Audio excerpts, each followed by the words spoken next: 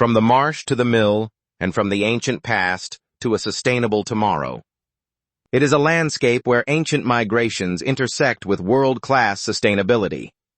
From the glacial marshes of the north to the rolling timberlands of the south, Indiana is a sanctuary of tradition.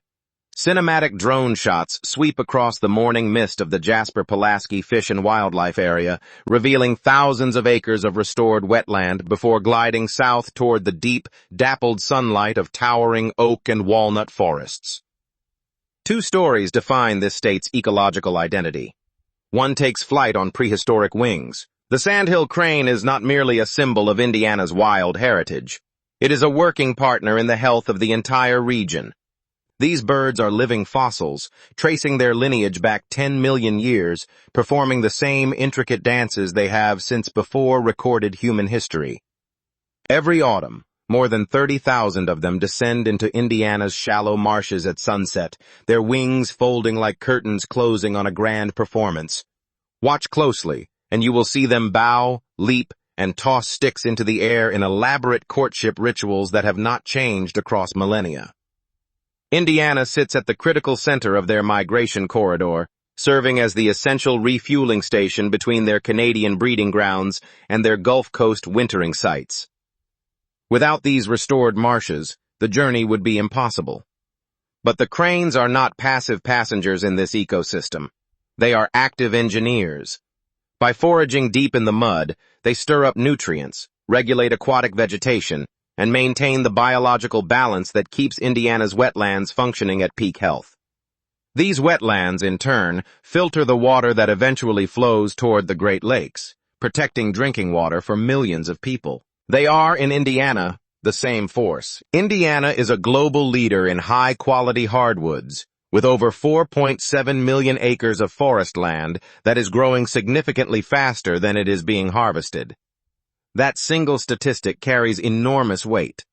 It means that every board of walnut, every plank of cherry, and every beam of oak leaving an Indiana sawmill is part of a system that is expanding, not shrinking. A forester moves quietly through a sun-drenched stand of mature timber, selectively marking trees for harvest while leaving younger growth untouched. This is not clear-cutting. This is precision. This is stewardship. By practicing selective, sustainable harvesting, Indiana ensures that carbon stays locked inside high-quality wood products for centuries.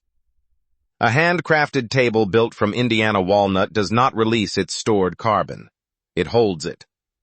Meanwhile, the younger, faster-growing trees left standing absorb carbon dioxide at an accelerated rate, turning the forest into a continuously active carbon vault. Together, they prove that industry and nature can dance to the same rhythm, and that protecting one means protecting the other. The connection between the hardwood forests and the crane marshes is not symbolic.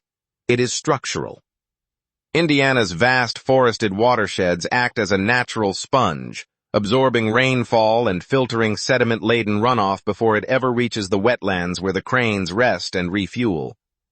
Without that forest buffer, silt would fill the marshes, choking the very habitat that 30,000 birds depend on each migration season. It is a dual shield working in perfect coordination. The timber cleans the air while the wetlands nourish the wild. A crane gliding over a sustainably managed forest edge is not a coincidence.